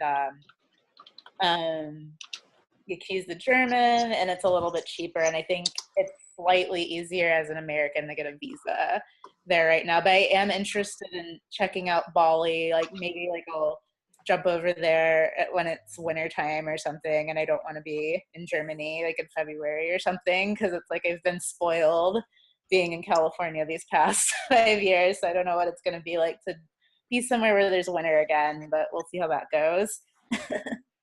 Yeah, I feel you on escaping the winter. As a Canadian, so I'm trying to always do. What about you guys? Where do you guys want to, I know you're chatting in the chat box, but feel free to speak and share where you guys would want to go for your first place. I was going to say, being Aussie, I'm so close to sort of Southeast Asia. So all of my trips have been Bali, Thailand, Cambodia, Vietnam. So I'm like, I love the sun, but I'm keen to like get away. Yeah. Europe. Yeah. And Nick says anywhere by the water. And then I'm an ocean lover, so beaches. So I'm with nice beaches and mangoes. That's pretty much good. Nice. And Shanice, you said Shanice. Yeah, New Zealand. I've heard New Zealand is really beautiful. Yeah, me too. Catalina, looks like she's walking. Maldives would be a very interesting place to work from. What's that? Where? The Maldives. That's what she mentioned. Catalina. Oh. Yeah, that would be. Every place I go to now, I think, what is the internet like? Before I even think about the place, I see countries in such different light. Like there's a country I would like to travel to, but I wouldn't live there because there's no internet really. That's interesting. Hmm. How about the rest of you guys? Where would you want to take your first trip? Can I just jump in for a sec? Mm-hmm. Is there a way to check the internet source before you? Is there like some sort of like global website or? Yeah, there's a few things you can do. If anyone wants to jump in before I go. No, okay. Sorry. There is definitely a few websites. But what we can do is we'll share the links. I can't remember off the top of my head, but I definitely did see. I found a really good website where it had like internet connection, and it did like cost of living, how safe it was. So it was like a good checkbox. If you've got like other countries you're curious about, you can literally just scroll through the list, and it'll give you like, what's public transport thing like, these little things that you sort of don't realize at the start. It's a really good website. So I'll definitely Kate, make sure you remind me to dig that website up. Yeah, where else? Nomad It's Nomad list. Yeah. Oh, cool. Thanks. Yeah. They'll like rate the countries and stuff. I also found helpful. One time when I was in Bali, I wanted to make sure where I was staying had good internet. So I sent them a link, the speedtest.net, and I said, can you run this speed test on your internet and send me the results? And then that way I could tell what their connection was like. And just make sure they run it on the connection that you would actually be connecting to. Because if they do it on their phone and it's like data, it's going to give different results than if it's on their connection. But I find like even with Airbnb, send them that link. They can easily do it there and then just send you the results, and you'll know if the internet's good. Awesome. Okay. Do you guys want to, I know we're getting a bit tight on time. So if you want to, maybe if anyone has like a few more questions or anything you want to cover before we wrap up. Can I just ask a quick question also about the WiFly program? I think you were going to, or maybe you're going to wrap that up with a few comments about sort of that vetting process. I'd be just curious to know a little bit about your calculation. Like, are you looking for people to be at a certain stage of readiness, or what are some of the criteria that you look for? Because I think that you were talking about being selective, that there was a ton of interest. I'd love to know more about that. Yeah, for sure. It does come ultimately to one main thing. Well, a couple main things. It really depends on the person. And it's not so much your technical background or abilities. There are a lot of jobs that lend nicer to a smoother role and transition to remote work. Ultimately, it's about driven, motivated people that are ready to just make it happen. They're ready to, make that investment in themselves, and you're ultimately placing a bet on yourself, right? Because this is your time to make it happen. And so it really does come down to bringing the right people and having the right mix of people that complement one another. So in that sense, it's not necessarily a right or wrong way. It's us compiling the right group. And yeah, I mean, there are certain people that have skill sets that lend nicer to working remote. However, I am open to having people that aren't quite there. It is hard. Like, there's a right time to join WiFly, right? Like, if you have a ton of skill set that you need to develop, like say you're doing, say you're a plumber, right? You're a plumber and you're like, I want to work remotely. Okay, this is going to be a bit difficult because you have such a location-based skill. So for a plumber, WiFly probably wouldn't be the best option, right? When you're on that point where you're thinking about it, you want to get started, you've started developing a skill set that you want to take to the next level, that's when WiFly is more suited for you. So say a plumber came to me and said, I want to apply. I would say, look, let's look at your skill set, what you want to do, start developing that skill. And then when the time comes where, okay, you've developed that skill a bit, then would be the time to join WiFly. So it is really about bringing the best people. And when I say best, I don't mean you have to have all these credentials. I mean, as a person, like, bring that energy, that motivation, ready to make it happen, ready to do the work and get results, right? Ultimately, at the end of the day, our success is are people working remotely and traveling the world. And that's how we determine our success. And we want people that can execute on that and that are willing to put in the work. So I hope that answers it. It really is about the person more so, and what they're going to bring to the group. Yeah. Awesome. Imran, you can add if you want to. Imran has a say in this as well. Sorry, I'm guessing, yeah, we want people, who you can do this on your own. And, me and Kate, we've both sort of done it and we've both gone through the tears. Mm-hmm. There's been a lot of tears. There's been a lot of stress. Nothing's impossible. But what we try and provide at WiFly and with the program is just a community. There's going to be myself and Kate, we're going to be supporting you. There's going to be 25 people, how many we get, to be, we're all going to be there working together. You're sort of immersing yourself in this environment. And sometimes immersion is the best way to go about it. Like if you tiptoe it, you probably may not be making enough progress. Like, it may take, what will take you 6 or 7 months to do, if you tiptoe it, where you could probably do it in a couple of weeks, if you immerse yourself, if you just say, all right, no, none of this other side stuff. And there's someone, there's going to be me and Kate, we've got instructors coming. We've got Daniel, who's like a freelance guru. There's going to be us to, guide you and, show you what you're doing wrong. And if you're sort of like, whether to support you and, if your focus is incorrect, then that's what we want to be there for you. We want to make sure, right, you need to be, are you approaching enough people? Have you been networking with the right people? Are you sort of got your mindset right? And so that's the best, and that's the biggest offering we think we provide at WiFly, just to have that community and, people who you can bounce ideas off and get that support, which I didn't have at the start. I don't think Kate had remote year, so she obviously knows that. So it's different ways going about it, and that's what we're really trying to push, that sense of community and that support that, you won't just get after the 2 weeks. It's a lifelong thing. When you set up, then you'll have friends who are traveling globally, and if you want to meet someone in a different city, like, all right, I feel like going Colombia. Who do I know in Colombia? You've got participants who you guys can hang out with, and because we want to create that life at the end of the day. It's not just about your career, it's about enjoying life, and so getting that balance.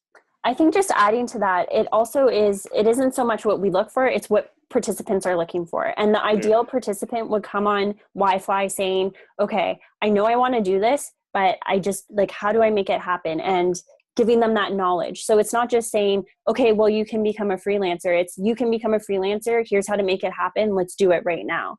So it's really about people who want to take action, because it's going to be a lot of just making it happen. You're going to be learning a lot. There's a lot of workshops and all of that. But it's not just it's more engaging. So, a bit of learning and exploratory learning and making it happen. So the people that apply are applying to learn and to make it happen and accelerate that process, because doing it on your own, there's a lot of trial and error and things that you're like, oh, you learn the hard way, right? And the idea is that accelerates your process. So accelerates your process in terms of finding a job and getting that support. It accelerates your process in terms of, what countries do I go to? How to make sure I have Wi-Fi? Am I safe here? Where do I get a SIM card? Stuff like that. Budgeting, visas, taxes, all of those things that you need to consider when you're living this lifestyle. So the participants that come on the program, those are the things that they're looking for. And of course, the community, it's not just after 2 weeks, see you later, good luck. It really is our ultimate goal that everyone succeeds at this and gets the support they need to make that happen. Yeah. That's great. Yeah, thanks. Awesome. Great. Does anybody else have anything before we wrap up a bit that they wanted to cover? No? Awesome. Okay. Sorry, I remember a few participants had a question about they were applying for a lot of remote positions without any success. I'm very curious if anyone's who's in that situation, who they are applying but they're struggling, they're not getting the success, just to let share their steps and how they're going, and then myself and Kate, we can, and anyone else in the group can sort of give some feedback and maybe some tips on how you can be better, and what are you missing in your process. So if anyone's willing to share, we'd love to hear it, and then we can support and give our own feedback. So looking for a volunteer who's ready to share. We'd love to hear it, honestly. I can just chime in and tell you about the mistake I made. When I was looking for remote work, my first priority was to find a job that allowed me to have that lifestyle. But I didn't look at industry standards for salaries, and they all ask you for salary expectations. So if you are applying for a manager of customer support and you ask for more than 40K, you're screened out. So always look for the industry averages for salaries, and that will help you determine how to line up your skill set with the opportunity. Awesome. So I think one of the tips I learned from 2 months, as a digital nomad, is that you need to know what the clients needs. You need to match your skill or clients' needs together, so that way, project's going on really well. Yeah, I think that's really important. It's all about serving your client and how can you help them, instead of making it about you. Hey, I'm looking for a job so I can travel. Don't ever say that. And there's so many people that do. Hey, do you have remote jobs? I'm looking for a remote job. It's don't ever say that. Find the companies that operate remote. Tell them how you can serve them. And don't make it about you. Make it about them. I think that's a great point. Carolyn, I think you were going to say something? Yeah, I honestly don't know what I'm doing wrong. I mean, I really have great experience, and I filled out, like I said earlier, hundreds of applications for remote jobs. I've been a member of Flex Jobs for 2 years now without any success. They have a sister site that is freeremote.co. That is totally remote, and other online job posting places, but I really just don't know. I just think it's just a matter of there's so many people, I guess. I don't know at this point. I'm not really sure why I can't get that part going. Do you ever ask them for feedback? I can't even get a response. No. If I do get a response in the email, it's we've screened you out. I had probably out of I think I told you my total earlier, 317 jobs in the last. I've applied for different remote jobs. In the last 2.5 years, I've had 2 interviews, and probably, I think I received, I was trying to get that data earlier on the stats. Out of that, 15 responses of just we're moving on. Otherwise, you don't hear anything. It's like a black hole. Yeah, I would keep in mind that a lot of opportunities that may pan out are not jobs posted. And it comes from your network and just telling people, the job I found was not posted online. The job I found in marketing, I was telling every single person, I do marketing and I'm available for work. And then that's when someone said, oh, I know someone that's looking for something. So I think that's important. That is important. But I think at this point, since I have the web development skills and that sort of thing, I'm just ready to just go with a group like what you're offering and just immerse myself in that and go that route, so I can just get form my own business or provide a service to someone. I just don't know how to go about that. Exactly. And that's the thing too, and that is why the program exists, right? It is not as easy for yourself, right? And it's about having people that have been there, done that, know what works, what doesn't work, and accelerating that to make it happen. Okay. I'm sorry if my voice sounds weird. I'm struggling with a sore throat, so. Oh, sorry. My voice probably sounds weird. Okay. And sorry, Caroline, just to put my 2 cents in. Look, I from my perspective, apologize. I have this salesy and, you know, go get them sort of attitude. And to be honest, the best clients I've had, the best positions I've gotten, the best companies I've worked for have been positions that haven't been applied. So my approach has always been to go find a client, an employer that I love, and network with them. So, have you spoken to anyone on LinkedIn or anything like that? And sometimes it is because everyone is so flooded these days with emails. Like I have to do about 5, 6 responses, follow-up emails just to get a single response. I would message on LinkedIn. If I got their phone number, I would text them. And a lot of people like that. Originally, I thought, oh, I'm bothering people, but no, they're just so busy. And, you know, some people may get annoyed. In every instance I've had, they've appreciated, they've been looking for that hustle and that persistence, because they know, all right, if this person is working so hard just to get that position, I know they really need it, really want this job, and they're going to give me 110% effort. So I would just recommend, being persistent and, you know, trying different avenues. Okay. A lot of the good positions that are out there are not advertised. So, I think there's a lot of opportunities. And then finding, and what another little trick I did was looking for people who are doing the role I did, and then, you know, seeing their LinkedIn.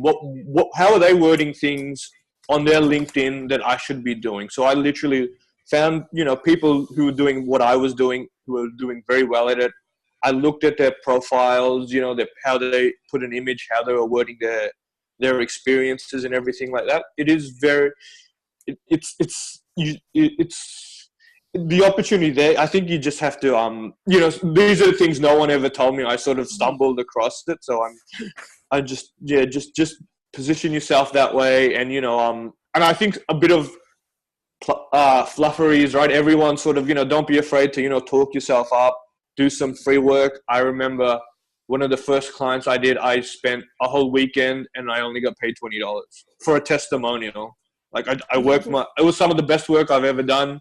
It was literally $20 off a freelancer website, but I got a testimonial, and then I built up, and then as I got more clients, I increased my salary, how much I was charging, to, like, you know, a couple of hundred to 500 to 1,000 for a client or something like that. So it's sort of like a gradual thing. And, you know, sometimes a bit of free work, people are against doing free work. I used it to my advantage because I knew a company who needed help, and I could give them that service, and I showed them what I could offer. So, again, sorry for my rant, but I'd love to chat with you more, maybe even offline about this, and we can try and see if we can help each other out. Absolutely. No, I'd love to chat offline, and we can go through it together if you're interested. Okay. Yeah. Sounds good. Thank you. Liz, you have another great piece of advice. No worries. Well, do you want to share? Yeah, I can relate, because I was also struggling, like, where do you begin? How do you make those connections? And so I just went and started asking people, like, would you mentor me? Would you give me advice? Is there something that I really admire this about you? I would love to know just your journey. How did you get from A to B? Because I'm on that journey, and people were really generous. In fact, the minute that they saw my enthusiasm, it was almost infectious. Then they wanted me to succeed. Like, they were really rooting for me. And even this weekend's an example of that. You know, I have this great new product idea, and I was told that because it wasn't a tech app, I wasn't allowed to be part of the incubator. But I didn't take no for an answer. So I just called them anyway. And I said, listen, I have this great idea, and I know that you can't help me. I'm not eligible for your program, but I'm so sure that if I could just talk to the president and share this idea, that he might know someone. All I'm looking for is maybe that connection. And I think it was just, they felt kind of bad for me. I was so desperate. But also it ended up, you know, I also said, I'm really just very committed, and I want to take this product to market here.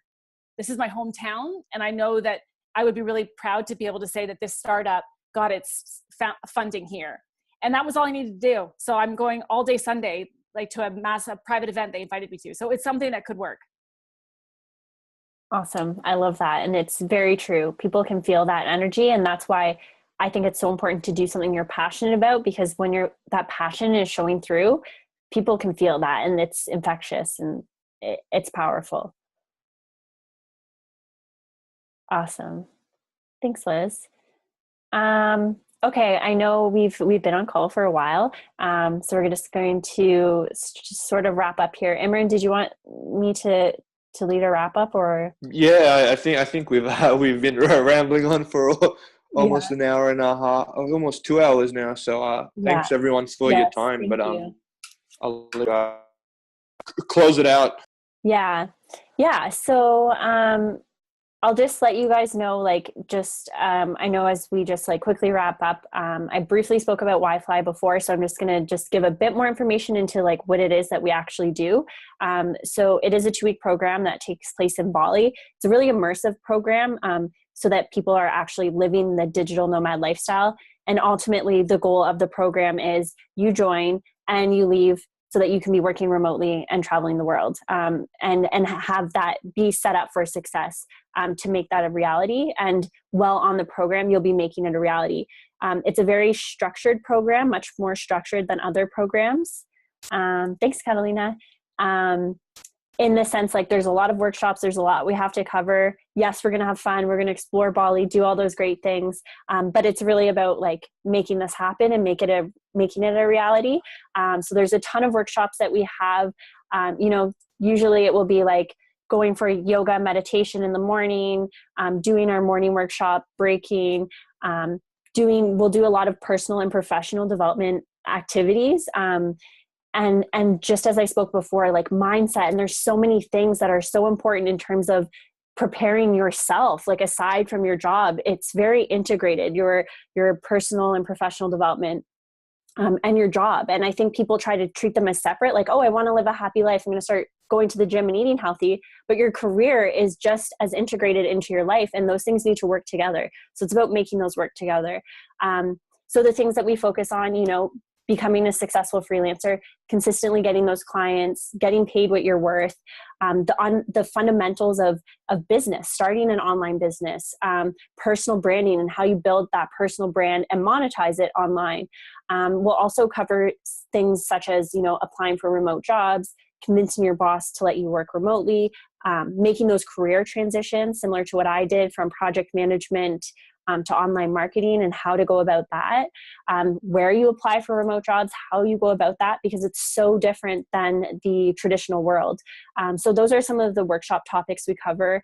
And then again, everything from like productivity and managing different time zones and currencies and budgeting and baking and, the myths and challenges that you will face as a digital nomad, emergencies, everything you can think about in terms of living the actual lifestyle on a day-to-day basis. And then there's obviously the personal and professional stuff. So looking at, the team building activities, doing masterminds so we can come together, give each other feedback, really reigniting that inspiration and finding what you're passionate about. And that's important too. Again, it's not just trading, a 9-to-5 grind to 9-to-5 in Thailand. It's a lifestyle shift and a lifestyle change.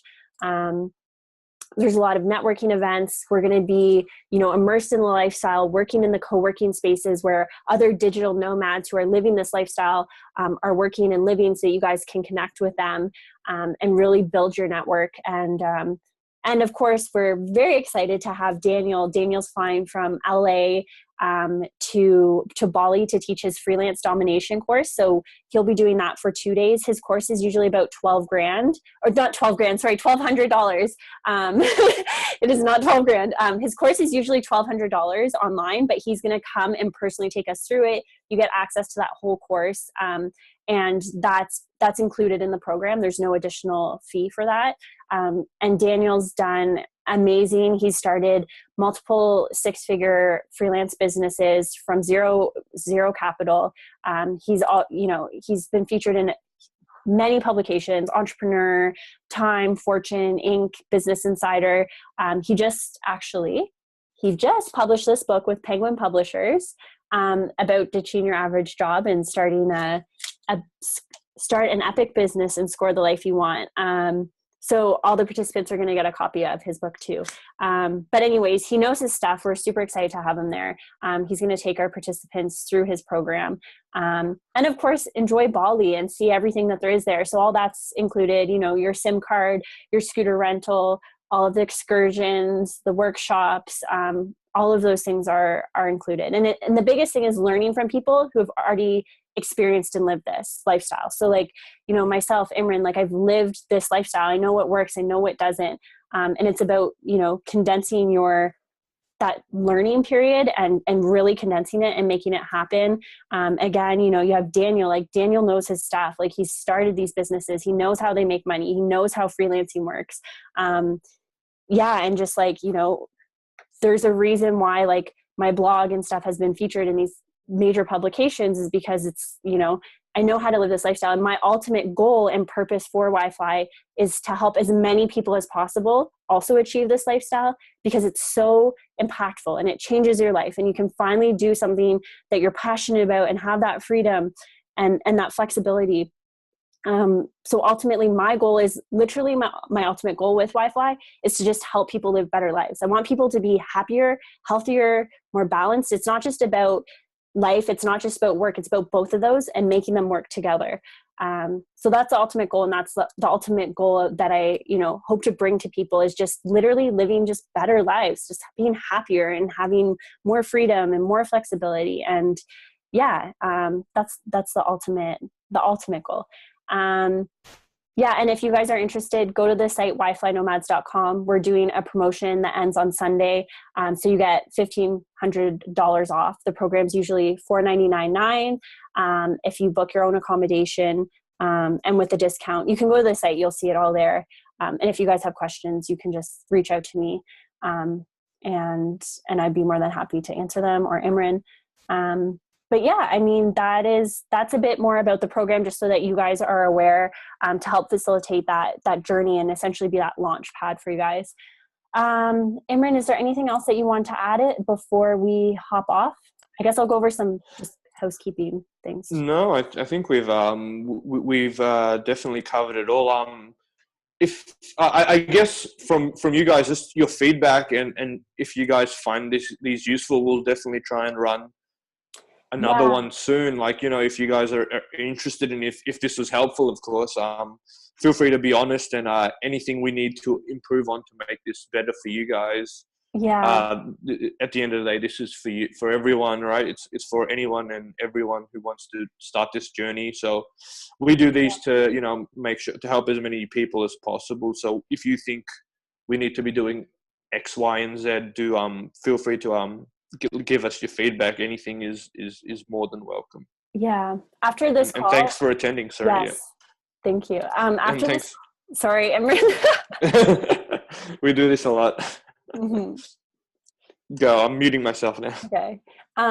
Just to add to what Imran's saying, I'm going to send out a survey. It will take 2 seconds to complete. If you would complete it, I would really appreciate it, because the only way these events can get better and better is if you have feedback, and we won't take anything personally. It's really just about making it better. And that's what's important. So if you could take 2 seconds, I'll email that out right after this. And if you guys want, in that survey, if you add your mailing address, we're going to give someone a copy of this. Laurel's already got her copy that is going to be sent to her, which she won in our Facebook group. So I'm going to send you guys an email with the survey, and then you can win this book. I'm also going to add a link to join the private Facebook group. So we have a private Facebook group, which many of you may already be in, called The Grind to Greatness. So we talk about just that, you know, going from the grind to doing something you're passionate about, digital nomad lifestyle. So I'll send you a link. Please join, and we can, you know, continue the various conversations in that group. And then if anyone wants to know more information about the program, I'll include a link to our info pack, and you can download that if you want more.